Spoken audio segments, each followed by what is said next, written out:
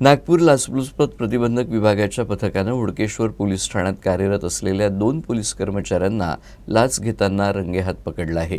या पोलीस कर्मचाऱ्यांनी तक्रारदाराकडे पासपोर्ट पडताळणी करण्यासाठी 2000 रुपयांची लाच मागितली होती। या प्रकरणी गुन्हा दाखल करण्यात आला असून पुढील तपास सुरू आहे। मिळालेल्या माहितीनुसार तक्रारदाराचं वय 32 वर्षे असून त्यांनी हुडकेश्वर पोलीस ठाण्यात पासपोर्ट पडताळणीसाठी अर्ज केला होता।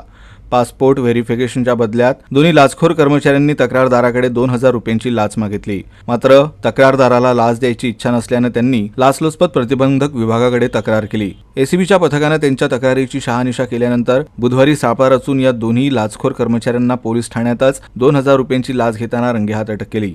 अटक करण्यात आलेल्या पोलीस कर्मचाऱ्यांमध्ये पोलीस कॉन्स्टेबल नितीन ढबाळे आणि पोलीस हवालदार राहुल महाकुलकर यांचा समावेश आहे। हे दोघे पोलीस ठाण्यात गुप्तचर विभागात कार्यरत आहेत। लाचलुचपत प्रतिबंधक कायद्यान्वये दोघांवर गुन्हे दाखल करण्यात आले आहेत। पुढील तपास सुरू आहे।